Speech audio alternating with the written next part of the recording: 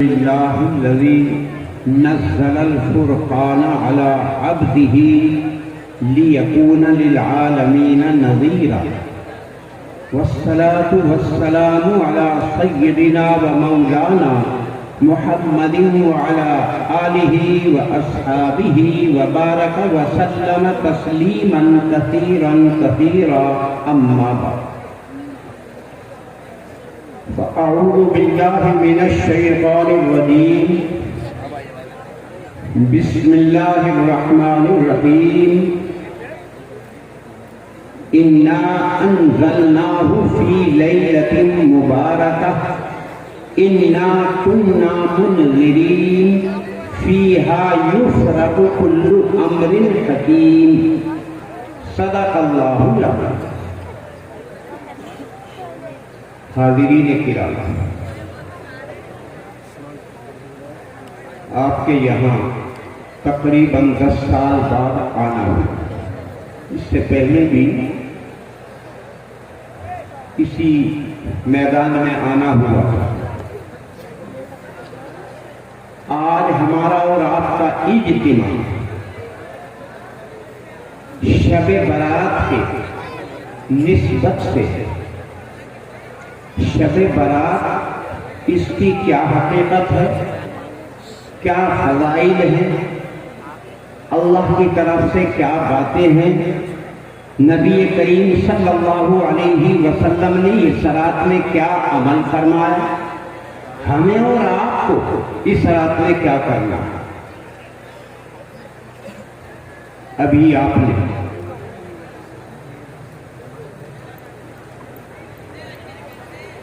ماشاءاللہ ابھی آپ کے متکلم نے الحمدللہ ایک بات اور بتائی کہ اسی نسبت سے خالی نہیں، اتفاق ہو گیا کہ مدرسے کی نسبت شب برات کا موقع نور علی نور. ابھی آپ نے قاری صاحب سے قرآن پاک کی تلاوت سنی اور ہم اور آپ سب بڑے محظوظ اور بڑے خوش ہو رہے تھے، صرف اس بات سے کہ یہ اللہ کا کلام قرآن پاک کی تلاوت اور کیسے لب و لہجے اور کس انداز میں وہ پڑھ رہے اور ہم اور آپ سن کر بڑے دل میں خوش ہو رہے. لیکن میں آپ کو ایک بات بتا دوں، قرآن نام صرف اور صرف الفاظ کا ہی نہیں. آپ نے تو الفاظ سنے، قرآن پاک صرف الفاظ کا نام قرآن پاک نہیں. علماء، فقہاء، محققین، مدققین یوں کہتے ہیں قرآن الفاظ اور معانی دونوں کے مجموعے کا نام قرآن. چونکہ وجہ قرآن پاک کو اللہ تعالیٰ نے نازل فرمایا عربی زبان میں. انا انزلناہ قرآنا عربیا، ہم نے قرآن پاک کو عربی زبان میں اتارا ہے. اور دنیا میں ہر خطے میں زبان بدل جاتی ہے، الگ الگ ہو جاتی ہے. ہر آدمی ہر ایک زبان سے واقف نہیں ہے. بعض آدمی ہے جو چند زبانوں سے واقف ہوتا ہے. بعض آدمی مثلا عربی بھی جانتا ہے، فارسی جانتا ہے، اردو جانتا ہے، ہندی جانتا ہے، انگریزی جانتا ہے. یہ تو چند آدمی اس بات سے واقف ہیں. اس وجہ سے قرآن خالی الفاظ کا نام نہیں. جب تک قرآن پاک کا مطلب نہیں سمجھے گا قرآن پاک کے مطابق عمل نہیں کر سکتا. اس لیے اپنی زبان میں قرآن پاک کے الفاظ جو عربی میں ہے اس کا مطلب بھی جاننا، سن کر جاننا ہو، پڑھ کر جاننا ہو، کسی کے بتانے سے معلوم ہو، دونوں چیزوں کو ملا کر تب قرآن پاک کی یہ تعریف ہے۔ ورنہ ہم نے پڑھ لیا اقیموا الصلاۃ اور مطلب پتہ نہیں، تو قرآن پاک ہمارے لیے کیسی ہدایت، کیسے رہبری بنے گی؟ تو قرآن الفاظ اور معانی دونوں کے مجموعے کا نام ہے۔ آپ نے الفاظ کو سنا، کتنے اچھے محسوس ہوئے، کیونکہ جتنی بھی زبانیں ہیں، ہر زبان کو ہر ایک نہیں بول سکتا، مگر قرآن پاک کی زبان عربی زبان ہے، اس کا یہ ایک اعجاز ہے، اس کا یہ ایک معجزہ ہے۔ چاہے مشرق میں رہنے والا ہو یا مغرب میں، جب الحمد شریف پڑھے گا، ایک ہی طرز، ایک ہی انداز، ایک ہی دم و لہجہ، یہ صرف اور صرف قرآن پاک کا اعجاز ہے۔ چاہے اس کی زبان کچھ بھی ہے، مگر جب قرآن پاک پڑھے گا تو وہی انداز ہوگا۔ کیوں؟ یہ قرآن اللہ کی کتاب ہے۔ جیسے پہلے نبیوں پر کتابیں آئی، حضرت ابراہیم کے صحیفے، حضرت موسیٰ کے صحیفے، اور حضرت آدم علیہ السلام و ادریس اور شیش کے صحیفے، اور حضرت موسیٰ علیہ السلام پر تورات، تو حضرت داؤد پر زبور، تو حضرت عیسیٰ علیہ السلام پر بائبل، انجیل، یہ نام ہے۔ مگر وہ سب کتابیں ہیں، اور کتاب میں رد و بدل کی جا سکتی ہے، لیکن قرآن کتاب ہے، اور کتاب ہونے کے ساتھ یہ اللہ کا کلام بھی، اور لا تبدیل لکلمات اللہ، قرآن پاک خود کہتا ہے اللہ کے کلمات کو بدلا نہیں جا سکتا، اسی لیے بدلے کا زمانہ لاکھوں ہو، مگر یہ قرآن نہیں بدلا جائے گا۔ اس لیے ہمارے قاری صاحب نے قرآن پاک کی ایک آیت کے مطابق ہمیں اور آپ کو انداز تلاوت قرآن سنائی ہے۔ اللہ تعالیٰ فرماتے ہیں وَرَتِّلِ الْقُرْآنَ تَرْتِيلًا، قرآن پاک کو اچھے انداز میں پڑھو، ترنم کے ساتھ پڑھو، تاکہ الفاظ کو سن کر دوسرا اس کے معنی اور اس کے مطلب کی جانب بھی توجہ کرنا شروع کر دے۔ جیسا کہ نبی کریم صلی اللہ علیہ وسلم نے جب لوگوں کے سامنے قرآن پاک کو پڑھنا شروع کر دیا، تو جو ایمان والے نہیں تھے انہوں نے کہا لا تسمعوا لهذا القرآن، جب یہ قرآن پڑھا کرے مت سنا، والغوا فیہ، بلکہ شور مچانا شروع کر دیا کرو، لعلکم تغلبون، تاکہ تمہاری آواز ان کی آواز پر غالب ہو جائے، اور ان کا جو مقصد و مشن ہے اس میں یہ کامیاب ہے۔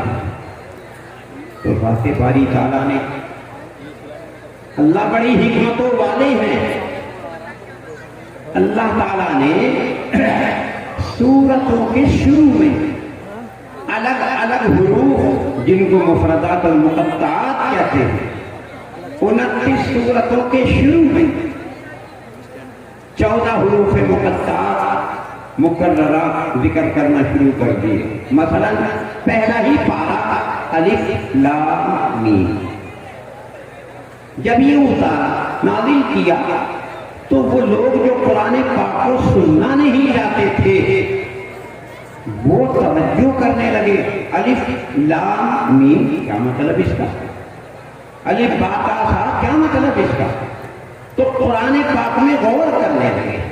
یہ اللہ تبارک و تعالیٰ کی بڑی حکمت کہ الفاظ اس طرح پڑھے جائیں کہ نہ سننے والا بھی سننے کی طرف توجہ کرنے لگے، معانی نہ جاننے والا بھی اس کے معانی کو جاننا شروع کر دے۔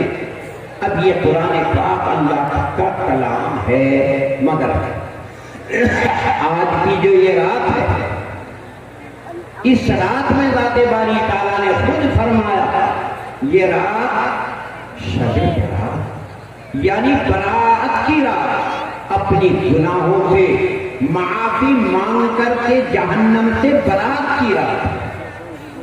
اسی بنا پر یہ قرآن پاک انسانوں کی ہدایت کے لیے قیامت تک اس میں کوئی تبدیلی نہ آئی ہے نہ آئے گی۔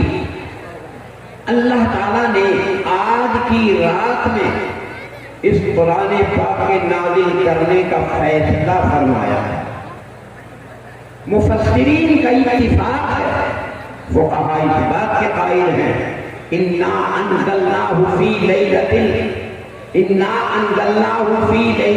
مبارکہ، برکتوں والی رات میں ہم نے اس کے اتارنے کا فیصلہ کیا،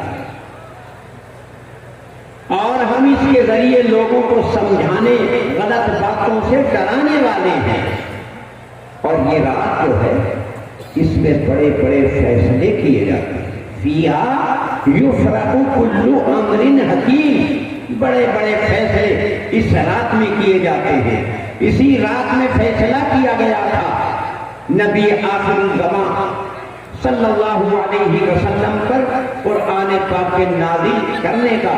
اس مہینے سے اگلا مہینہ جو رمضان المبارک کا مہینہ آ رہا ہے، فیصلہ اس رات میں کیا اور نازل کیا لوح محفوظ سے آسمان دنیا پر لیلۃ القدر، شب قدر میں۔ یہ شب برات ہے، وہ شب قدر ہے، جاگنے والی رات ہے، یہ برات والی رات ہے، یعنی جاگ کر اس رات میں اللہ سے اپنی گناہوں کی معافی کے مطالبہ کرنے کی رات ہے۔ حضرت عائشہ رضی اللہ تعالی عنہا خود فرماتی ہے آج کی جو یہ رات ہے، اتفاق کی بات، نبی کریم صلی اللہ علیہ وسلم کی باری رات گزارنے کی میرے پاس تھی۔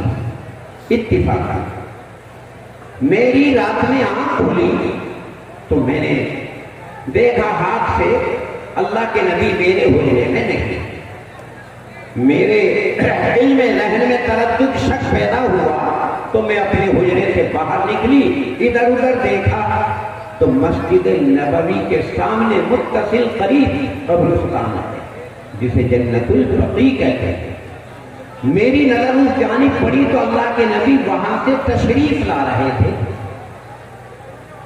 میں دیکھ کر اللہ کے نبی کو تیز دوڑ کر اپنے حجرے میں چلی گئی، سانس پھول گیا، اللہ کے نبی تشریف لے آئے، میرا پھولا ہوا سانس محسوس کر کے فرمانے لگے کیا بات ہے عائشہ، سانس کیوں پھول رہا ہے؟ چھپانے کی تو بات نہیں تھی، فوراً بتا دیا۔ اے اللہ کے نبی میری آنکھ کھلی، میں نے ہاتھ سے ادھر ادھر دیکھا، آپ مجھے نظر نہیں آئے، مجھے کچھ محسوس ہوا تو میں حجرے سے باہر نکل کر آپ کو دیکھنے لگی۔ تب فرمایا نبی کریم صلی اللہ علیہ وسلم نے کہ میں قبرستان میں گیا تھا، وہاں مرحومین کے لیے مغفرت کی میں نے دعا کی۔ آج کی رات برات کی رات ہے، آج کی رات میں اللہ تبارک و تعالی بے حساب گناہوں کو معاف کرنے والے ہیں، مغفرت کرنے والے ہیں۔ سورج کے غروب ہو جانے سے لے کر سورج نکلنے تک اللہ کی طرف سے فرشتے اعلان کرتے رہتے ہیں اللہ کی جانب سے کہ ہے کوئی مجھ سے گناہوں کی مغفرت کا طلب کرنے والا، میں اس کی گناہوں کی معافی کروں، ہے کوئی مجھ سے رحمت کا طلب کرنے والا، میں اس کے اوپر رحم و کرم کروں۔ تو اس پوری رات اللہ کی جانب سے بندوں کے لیے یہ پیغام فرشتوں کے واسطے آتا رہتا ہے۔ اس لیے آج کی رات ایک حدیث، ایک قبیلہ بنو کلب بکریوں کو پالا کرتا تھا، نبی کریم صلی اللہ علیہ وسلم نے فرمایا آج کی رات اللہ تبارک و تعالی بنو کلب کی بکریوں کے بالوں کی مقدار گناہوں کی مغفرت کرنے والے ہیں۔ اس لیے میں قبرستان گیا تھا اور وہاں پر جا کر میں نے مرحومین کے لیے مغفرت کی دعا کی ہے۔ اس لیے یہ عمل تھا نبی کا، لیکن اس کے علاوہ اور کوئی بات ثابت نہیں، یعنی یہ تو ہے اپنے گھر ہو، مسجد میں ہو، قبرستان میں جاؤ، لیکن اللہ کے نبی نے کسی صحابی کو نہیں بتایا کہ چلو میرے ساتھ قبرستان میں چلنا۔ اللہ کے نبی نے اجتماعیت کے ساتھ میں جا کر لوگوں کو اکٹھا نہیں کیا، قبرستان سے آنے کے بعد بھی اس وقت میں کسی کو نہیں بتایا۔ تو ہمیں تو وہ طریقہ اپنانا ہے جو نبی کا طریقہ، نبی کریم صلی اللہ علیہ وسلم کا جو عمل ہے اتنا تو ثابت ہے، باقی اس کے علاوہ جو ثابت نہیں پھر ہم سے کرے تو وہ اچھا نہیں۔ اب گلیوں میں ادھر ادھر گھومنا پھرنا، وقت ضائع کرنا، یہ تمام سنت کے خلاف ہے۔ نبی کریم صلی اللہ علیہ وسلم نے جو عمل کیا وہ ہمارے لیے نمونہ ہے۔ اللہ کے نبی نے جو ہمارے لیے بتا دیا، فرما دیا، وہ ہمارے لیے نمونہ ہے۔ لیکن ہم اپنی طرف سے بلا ضرورت اگر کوئی چیز اختیار کرے جس کا کوئی ثبوت نہ ہو تو وہ اچھا نہیں۔ اس لیے آپ کا یہ اجتماع واقعی پرنور اجتماع ہے، اور آپ کا یہ جلسہ جس کی وجہ سے آپ حضرات اور ہم یہاں سب جمع ہیں، اس اپنے مدرسے کی طرف بھی ہمیں توجہ کرنا ہے، اور توجہ بھی مدرسے کا مقصد ہے اصل درس و تدریس، پڑھنا اور پڑھانا۔ حضرت ابراہیم علیہ السلام نے جس وقت میں بیت اللہ کو تعمیر کیا، وہ تعمیر 2 بار تعمیر تھی۔ پہلے حضرت آدم علیہ السلام نے سب سے پہلے زمین پر سب سے پہلا مکان اللہ کا مکان، اللہ کا گھر بنایا تھا۔ ان اول بیت وضع للناس للذی ببکہ، سب سے پہلا زمین پر مکان بنا تو مکہ، یہ مکے میں کعبہ جہاں ہے یہ کعبے کو بنایا گیا تھا۔ اس کے بعد حضرت نوح علیہ السلام کا طوفان آیا زمانے میں، طوفان کے وقت میں بیت اللہ کی دیواریں بھی منہدم ہو گئی، حجر اسود بھی ادھر سے ادھر چلا گیا، لیکن حضرت ابراہیم علیہ السلام نے 2 بار بیت اللہ کی تعمیر کی، اور اس وقت میں ایک دعا مانگی۔ دعا کیا؟ نبی کریم صلی اللہ علیہ وسلم کے لیے قرآن پاک کو نبی پر اتارنے کی خبر اللہ تعالیٰ نے حضرت آدم علیہ السلام سے لے کر حضرت عیسیٰ تک تمام انبیاءوں کو خبر دی۔ لقد اخذ اللہ میثاق النبیین، تمام نبیوں سے اللہ نے وعدہ لیا کہ میں نبی آخر الزماں بھیجوں گا، ایک کتاب میں اس کے اوپر نازل کروں گا، اگر تمہارے زمانے میں آ گئے لَتُؤْمِنَنَّ بِهِ، تمہیں بھی اسی پر ایمان لانا۔ اسی لیے تو نبی امام الانبیاء سید الانبیاء کہلاتے ہیں۔ معراج کے موقع پر نبی کریم صلی اللہ علیہ وسلم مکے سے بیت المقدس تشریف لے گئے براق، وہاں جا کر دیکھا تو تمام انبیاء بیت المقدس میں تشریف فرما تھے، اور جب تمام انبیاء وہاں تھے، اب وہ کس طرح تھے جب کہ وہ دنیا سے چلے گئے، یہ مسئلہ بڑا عجیب اور الگ ہے۔ جب آدمی مر جاتا ہے تو اس کے بدن پر ہی موت آتی ہے، اس کی روح مرتی نہیں۔ مرنے کے بعد بدن پر موت آتی ہے، اس کی روح پر موت نہیں آتی، روح تو باقی رہتی۔ اسی بنا پر انتقال فنا کا ہو گیا۔ انتقال کے معنی مرنا نہیں ہے، انتقال کے معنی ہے ایک جگہ سے دوسری جگہ منتقل ہونا۔ بدن تو یہی رہتا ہے، قبر میں رہتا ہے، پانی میں رہتا ہے، جانور کھا جائیں، گل جائے، سڑ جائے، لیکن روح عالم ارواح میں رہتی ہے۔ لیکن وہ جو روح ہے ہر ایک کی الگ الگ درجات اور مقامات اختیار کرتی ہے۔ مرنے کے بعد شہید کی اگر روح ہے اسے زمین پر نہیں، قبر پر نہیں، حدیث پاک میں ہے لا تقولوا لمن يقتل في سبيل الله اموات بل احياء عند ربهم يرزقون۔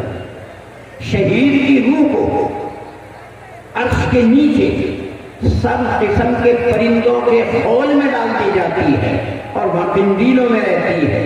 جب ضرورت پڑتی ہے کھانے کی، کھانے کے لیے جنت میں جاتی ہے، پھر آ جاتی ہے. یہ شہید کا مقام. لیکن نبی کے لیے اللہ تعالیٰ نے مرنے کے بعد ایک خاص مقام رکھا. کیا مقام ہے؟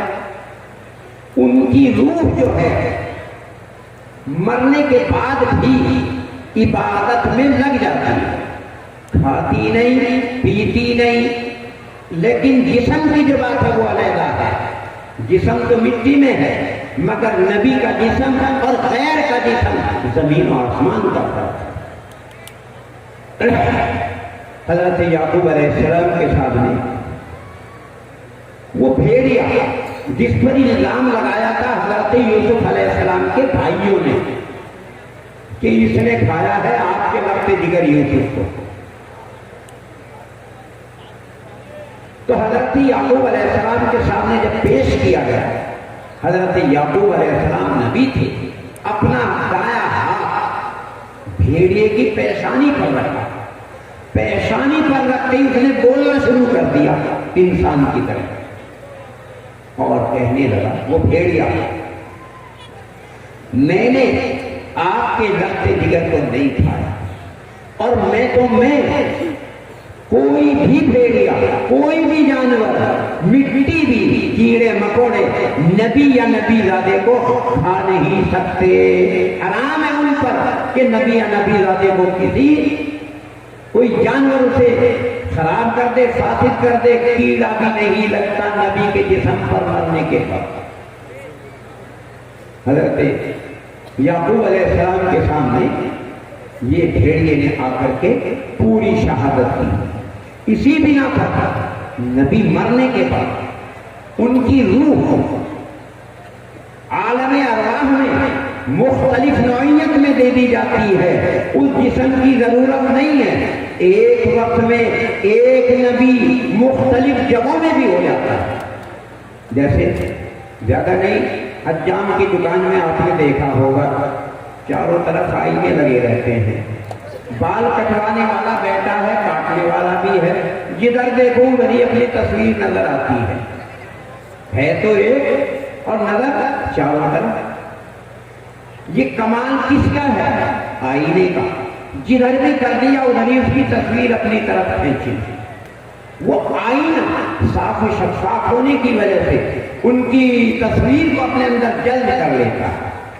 لیکن نبی اللہ کا مخصوص بندہ، گناہوں سے معصوم، نور سے منور، آنے واحد میں، اگر وہ بیت المقدس میں ہیں تو نبی اتنا منور ہوتا ہے پہلے آسمان پر حضرت آدم تشریف فرما. اگر حضرت موسیٰ بیت المقدس میں ہیں، نبی کریم صلی اللہ علیہ وسلم براق پر مکے سے چلے جبل احمر پر حضرت موسیٰ علیہ السلام کو نماز پڑھتے ہوئے دیکھا. اگر حضرت یونس علیہ السلام بیت المقدس میں ہیں تو اس سے پہلے نبی علیہ السلام نے اونٹنی پر سوار تلبیہ پڑھتے ہوئے حضرت یونس علیہ السلام کو دیکھا. اور جب معراج میں تشریف لے گئے تو پہلے آسمان پر حضرت آدم علیہ السلام سے ملاقات ہو رہی ہے. اوپر چلے تو حضرت عیسیٰ علیہ السلام سے ملاقات ہے. اوپر گئے تو حضرت ادریس یحییٰ سے ملاقات ہے.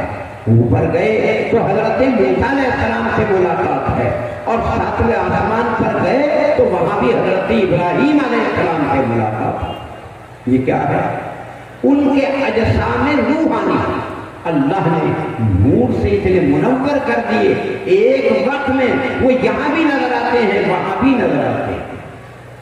تو نبی کا جسم کوئی چیز خراب نہیں کرتی. تو نبی کریم صلی اللہ علیہ وسلم جب میں بیت المقدس میں پہنچے، تمام انبیاء وہاں پر تھے. کیسے تھے؟ اپنے اپنے نورانی جسم میں تھے. وہ مٹی کا جسم نہیں، مرنے کے بعد منتقل وہاں نورانی جسم میں موجود تھے. ان کی روح اتنی قوی ہے، نہ کھاتی نہ پیتی، لیکن عبادت پھر بھی کرتی ہے. یہ حدیث سے ثابت ہے. اسی بنا پر یہ ہماری زبان جو قرآن پاک عربی زبان ہے، تمام نبیوں میں افضل نبی، تمام جگہوں میں افضل جگہ مکہ اور مدینہ، لیکن ذات باری تعالیٰ نے تمام زبانوں میں افضل زبان عربی، اس لیے قرآن پاک افضل زبان عربی میں، تمام نبیوں میں افضل نبی نبی عربی، تمام جگہوں میں افضل جگہ مکہ اور مدینہ۔ اسی بنا پر اللہ تعالیٰ نے ان دونوں جگہوں کے افضل ہونے کے لیے اعلان کر دیا قیامت تک کے لیے، انما المشرکون نجس فلا یقربوا المسجد الحرام بعد عامهم ھذا۔ یہ کھلا چیلنج ہے اسلام کا، یہ کھلا اعلان ہے قرآن پاک کا۔ وہ دونوں جگہ جب تک کہ یہ عالم باقی رہے گا، قرآن پاک کی برکت کی وجہ سے، نبی کے وہاں مولد ہونے کی وجہ سے غیر ایمان والا قدم نہیں رکھ سکتا۔ کھلا اعلان ہے، اسے کوئی بدل نہیں سکتا ہے۔ وہاں خود دیکھا ہے حرم شریف کے دونوں چاروں جانب ھذا طریق غیر المسلمین، بغیر ایمان کے کوئی اندر قدم نہیں رکھ سکتا۔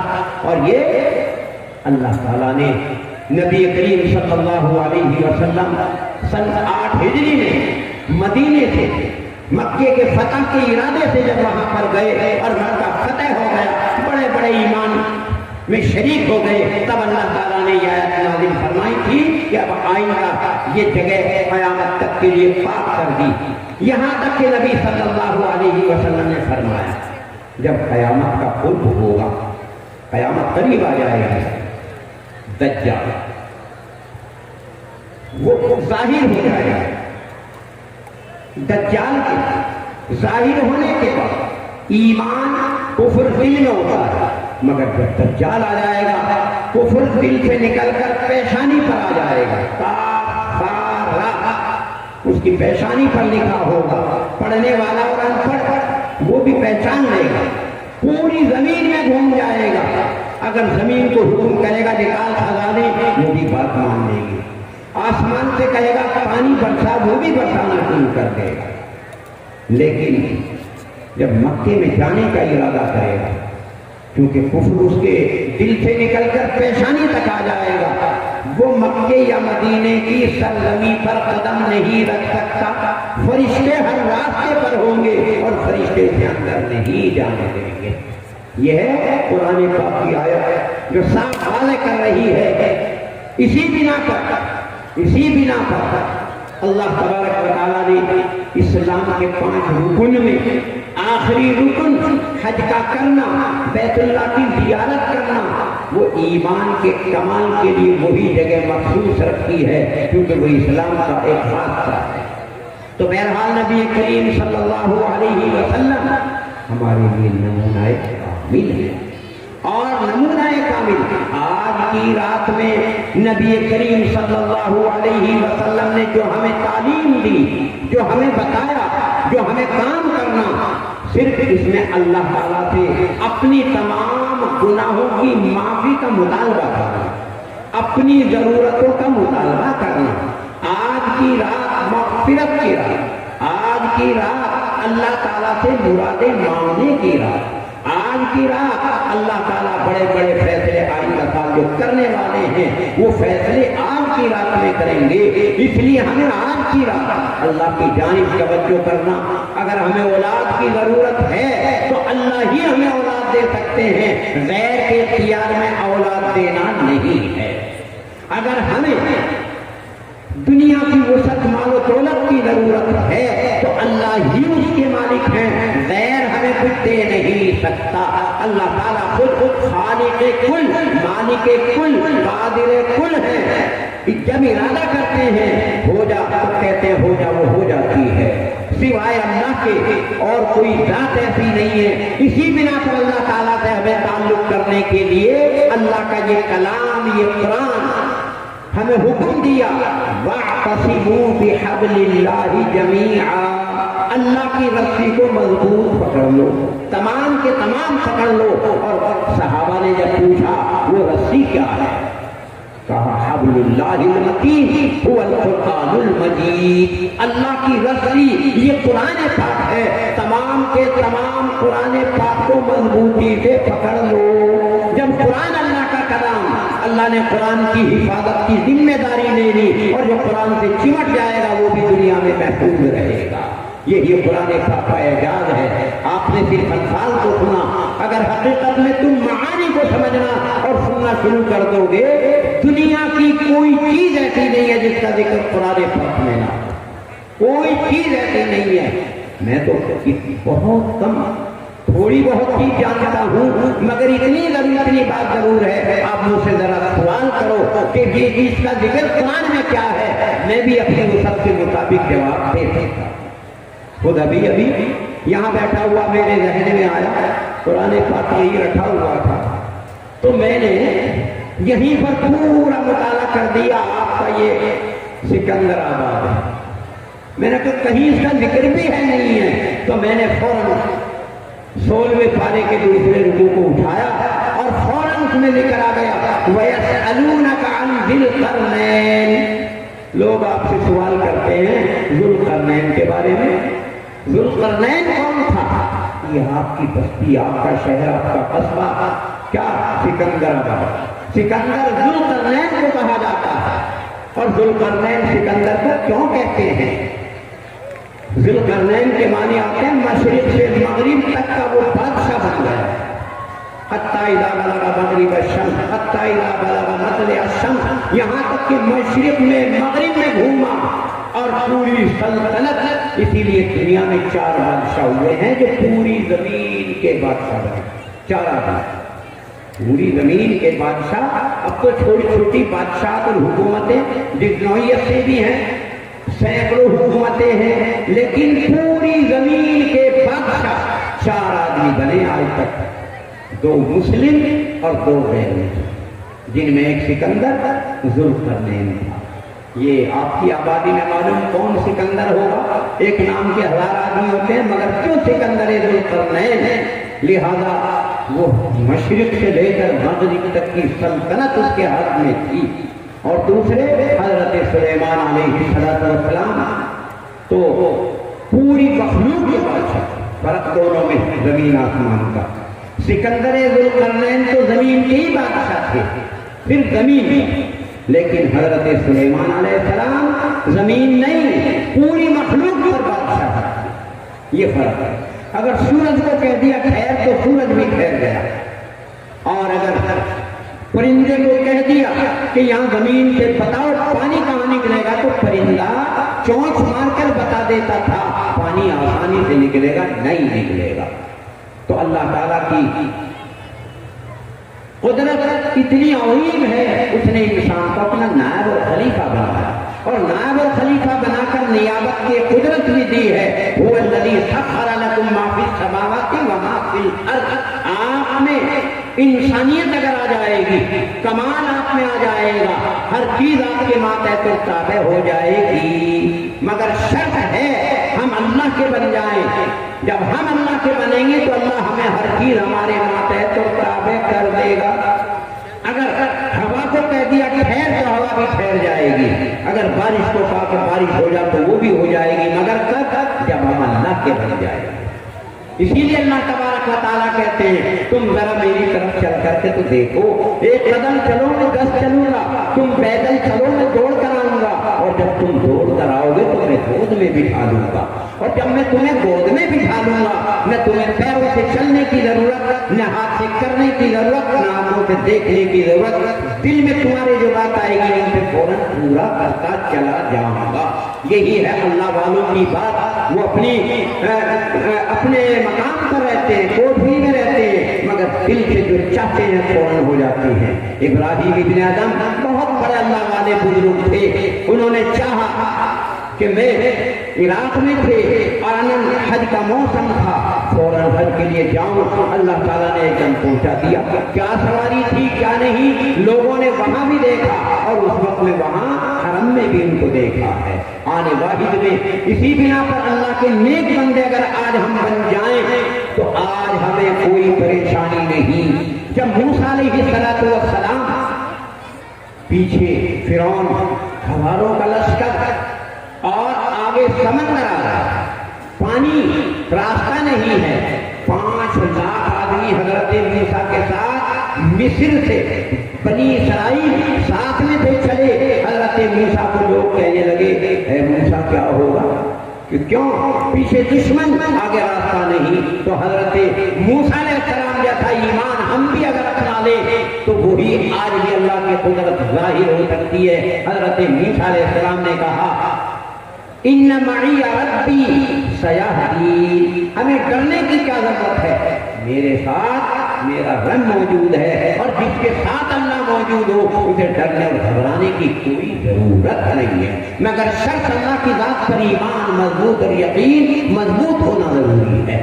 جب نبی کریم صلی اللہ علیہ وسلم نے یہ قرآن پاک کے الفاظ سنانا شروع کر دیے، معانی سمجھنے کی توجہ نہیں کی، اور جب سمجھے تو الٹی باتیں سمجھے، تو قتل کے در پہ آ گئے اور قتل کرنے کے ارادے سے مکان کو بھی گھیر لیا۔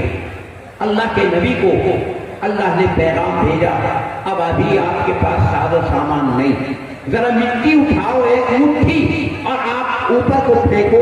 اللہ کے نبی نے اٹھائی، مٹی پھینکی، جو دشمن چاروں جانب کھڑے ہوئے تھے سب کی آنکھوں میں مٹی چلی گئی، نابینا ہو گئے، اندھے ہو گئے، نبی بیچ میں کو نکل کر چلے گئے۔ اللہ تعالیٰ اسی کو تو کہتے ہیں وَمَا رَمَيْتَ إِذْ رَمَيْتَ وَلَكِنَّ اللَّهَ رَمَىٰ، کیا آپ نے مٹی پھینکی تھی، آپ نے تو فضا میں پھینکی، میں نے ذرے ذرے کو حکم کر دیا ان دشمنوں کی آنکھوں میں جائے جیسے آج ہم آنسو گیس چھوڑتے ہیں۔ یہ تو سب شریعت میں باتیں موجود ہیں، قرآن میں موجود ہے، دنیا کی کوئی بات ایسی نہیں ہے جو قرآن میں جس کا اللہ نے قیامت تک آنے والی چیزوں کا ذکر نہ کیا ہو۔ وَلَا رَطْبٍ وَلَا يَابِسٍ إِلَّا فِي كِتَابٍ مُبِينٍ، ہر چیز قرآن پاک میں موجود ہے۔ اگر آپ اپنے اس قصبے کے نام کی تحقیق کرو، سکندر ذوالقرنین کی پورا رکوع بیان کیا ہے، سالوں کی تفسیر میں لگ جائیں گے۔ جو کارنامے سکندر ذوالقرنین جو اس زمین کا بادشاہ تھا، کیا کیا احوال تھے، کیا کیا معاملات تھے، سورج کو چھپتے ہوئے دیکھا، سورج کے نکلتے ہوئے دیکھا۔ آج ہم فلکیات، آج ہم سورج اور چاند کی تحقیق خود قرآن پاک میں بتا رہا ہے کہ سورج کی کیا حقیقت ہے اور چاند کی کیا حقیقت ہے۔ سورج 12 مہینے میں 12 منزلیں طے کرتا ہے، اور چاند ہر مہینے میں 28 منزلیں طے کرتا ہے۔ ایک دن یا 2 دن چاند غروب غائب رہتا ہے، مہینے میں 28 دن نکلتا ہے، 13 دن تک وہ بڑھتا رہتا ہے، 3 دن مکمل رہتا ہے، پھر اس کے بعد گھٹتا رہتا ہے، پہلے کی حالت میں آ جاتا ہے۔ تو ہماری یہ قرآن پاک خالی نماز روزے کی بات نہیں ہے۔ آپ نے الفاظ کو سن کر اتنا خوش ہوئے، لیکن معنی کو اگر آپ اس کی سمجھ لو گے تو یوں کہو گے جو حضرت تھانوی رحمۃ اللہ علیہ نے کہا تھا، اس قرآن پاک کا عالم اور دنیا کا بڑے سے بڑا بیرسٹر اگر اس قرآن پاک کے پڑھنے والے کے سامنے ایک قدم آگے نہیں چل سکتا۔ اسی بنا پر ایک موقع پر ایک مقام پر مجھے جانے کی ضرورت پڑی کہ بہت بڑے جج ضلع کے پورے تھے۔ جب میری بات چیت وہاں ہونا شروع ہوئی تو انہوں نے مجھ سے صرف ایک سوال کیا، آپ کرتے کیا ہو؟ میں نے کہا میں وکیل وکالت نہیں کرتا، وکیلوں کو وکالت کراتا ہوں۔ قرآن پاک چاہے وکالت کی بات ہو، چاہے عدالت کی بات ہو، چاہے فصاحت کی بات ہو یا بلاغت کی بات ہو، زراعت کی بات ہو یا ملازمت کی بات ہو، ہر چیز کا ذکر اللہ نے پوری وضاحت کے ساتھ ہماری شریعت میں رکھا ہے۔ یہ تو شریعت ہے، یہ تو مذہب ہے، ہر قدم پر ہماری رہبری کرتی ہے۔ مگر آج ہم نے قرآن پاک کو خالی نماز روزے تک کے محدود کیا، یہ ہماری کم فہمی کی بات ہے۔ اگر آج الف لام میم اس کے معنی کو بھی بیان کرنا شروع کر دیا جائے، جبکہ بعض جمہور اس بات کے قائل ہیں اس کے معنی کا صحیح علم نہیں، مگر میں کہتا ہوں اگر الف لام میم اس کے معنی کو ہی ہم لینے لگے، ہمیں کافی مہینوں کی ضرورت ہے۔ الف سے مراد اللہ ہے، لام سے مراد جبریل ہے، میم سے مراد محمد ہے۔ الف لام میم اس کا مطلب ہے اللہ نزل القرآن بواسطۃ جبریل علی محمد صلی اللہ علیہ وسلم۔ الف لام میم اللہ نے قرآن نازل کیا، جبریل کے واسطے کیا، محمد پر کیا۔ ایک معنی نہیں، 1000 معنی صرف اس ایک لفظ کے ہیں۔ الف لام میم کے معنی کیا اللہ لطیف مبارک، یہ تو میں نمونے کے لیے بتا رہا ہوں. ہماری یہ شریعت، ہماری یہ کتاب، ہماری یہ قرآن کوئی معمولی کتاب نہیں ہے. حلال و حرام کی بات تو صرف اور صرف 500 آیتوں میں، حلال اور حرام کا ذکر تو قرآن پاک میں صرف اور صرف 500 آیتوں میں ہے. 6166 آیتیں، وہ تمام زندگی کے اصول و ضابطے، چاہے وہ انجینئرنگ کی بات ہو، چاہے وہ ڈاکٹری کی بات ہو، چاہے کوئی سی بھی ڈاکٹری ہو، ہر ایک کا ذکر اللہ نے قرآن پاک میں فرمایا. چاہے وہ انگریزی کی ہو اور چاہے وہ یونانی ہو، چاہے کسی بھی نوعیت کی ہو، مگر بات سمجھنے کی ہے. کھیتی کے تمام اصول بتا دیے، بارش کے محکمہ موسمیات کی تمام باتیں بتا دی. اللہ تبارک و تعالیٰ نے ہمیں کہ زمین کیا ہے، آسمان کیا ہے، اللہ کی ذات کیا ہے، ہماری اور تمہاری حقیقت کیا ہے. یہ قرآن معمولی چیز نہیں ہے. الفاظ کو سن کر جب ہم اتنے خوش ہیں، اس کے معنی کو جب تم پڑھو گے، اس کے معنی کو جب تم سمجھو گے تو واقعی یہ سمجھو گے اللہ نے قرآن کیا چیز ہے. یہ تو سمندر سے بھی کوئی گہری چیز ہے. جو سمندر کی گہرائی کا علم نہیں تو قرآن پاک کے معانی کا تا قیامت پورا ذخیرہ ہمیں معلوم نہیں ہو سکتا، کیونکہ بڑوں کا کلام بڑا ہوتا ہے. اور یہ قرآن پاک اس مدرسے میں تعلیم دی جاتی ہے، ہم اس کی قدر نہیں کرتے. آج ہم مضبوطی سے اس قرآن پاک کو اگر پکڑ لیں گے، ہم اور ہماری اولادیں، ہماری نسلیں، ہماری قوم، ہمارا خطہ اتنا محفوظ ہو جائے گا جس طریقے سے قرآن محفوظ ہے. اللہ تعالیٰ ہمیں اس کی قدر کرنے کی توفیق عطا فرمائے اور اپنے بچوں میں قرآن پاک کی تعلیم کے دلانے کا شوق پیدا کیا جائے. وآخر دعوانا ان الحمد للہ رب العالمین.